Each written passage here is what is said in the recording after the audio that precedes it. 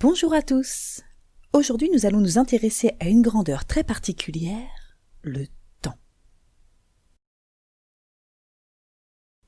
Après avoir visionné cette capsule, tu seras capable de citer les différents attributs du temps, mesurer un temps à l'aide d'un chronomètre, et enfin, citer les différentes unités du temps ainsi que leur correspondance. Voici quelques conseils pour tirer le meilleur parti de ce cours. Tout d'abord, ce serait bien que tu aies regardé la capsule Les grandeurs en sciences physiques première partie. Si c'est pas déjà fait. Ça va t'aider.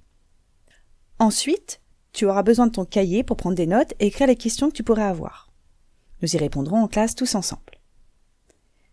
N'hésite pas à faire pause ou à revenir en arrière si besoin. Enfin, après avoir visionné toute la capsule, surtout n'oublie pas de compléter le petit questionnaire que tu trouveras sur Illico.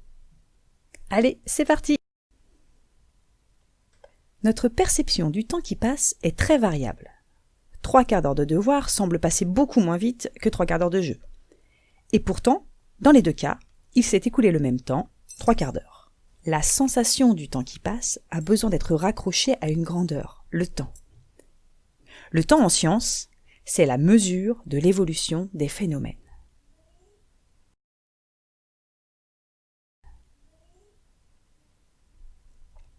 En fait, quand on parle de temps, on parle plutôt de durée entre deux événements. Par exemple, quand tu dis que le TGV Paris-Le Mans met 55 minutes, ça signifie qu'il s'écoule 55 minutes entre son départ et son arrivée. De même, 13,8 milliards d'années se sont écoulées entre le Big Bang, c'est-à-dire la création de l'univers, et aujourd'hui. Le temps est une grandeur qu'on a toujours essayé de mesurer. De nombreux dispositifs ont été mis au point au cours des siècles, cadran solaire, clepsydre, sablier, horloge.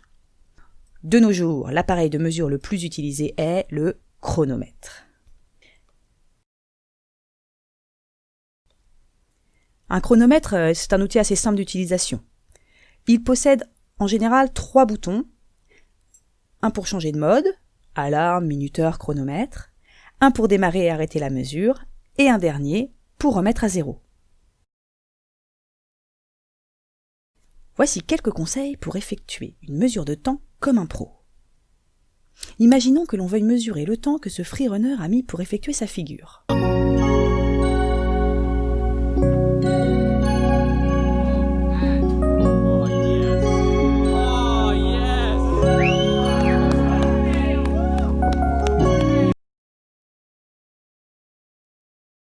D'abord, c'est toujours mieux d'être à deux.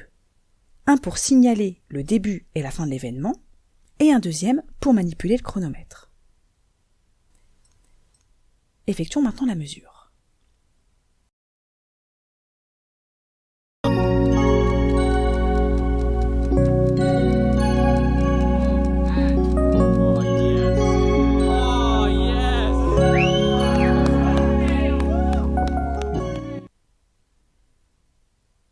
Voici ce qu'indique notre chronomètre.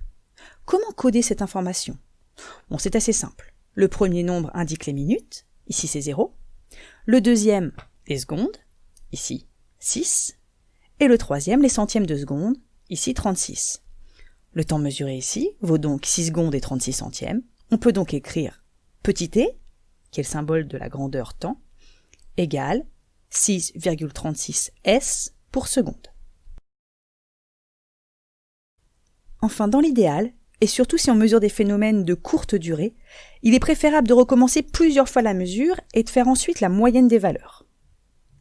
Pour rappel, on calcule une moyenne en faisant la somme des mesures et en la divisant par le nombre de mesures. Ici, imaginons que nous avons chronométré 4 fois ce freerunner et que nous avons obtenu les résultats suivants. 6,36 secondes, 6,32 secondes, 6,38 secondes et 6,25 secondes. La moyenne des temps calculés sera alors 6,36 plus 6,32 plus 6,38 plus 6,25, le tout divisé par 4, qui est le nombre de mesures. Et ça va nous donner un temps moyen de 6 secondes et 33 centièmes. Là, j'ai arrondi à 2 chiffres après la virgule puisque toutes mes mesures étaient à 2 chiffres après la virgule. L'unité internationale du temps, c'est la seconde, dont le symbole est petit s.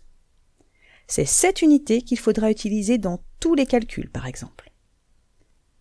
Mais le temps possède également de nombreuses autres unités, comme la milliseconde, la minute, l'heure, le jour, l'année. Attention, l'année-lumière est un faux ami. Ce n'est pas une unité de temps mais de longueur. C'est la distance parcourue par la lumière en une année, ce qui est énorme d'ailleurs.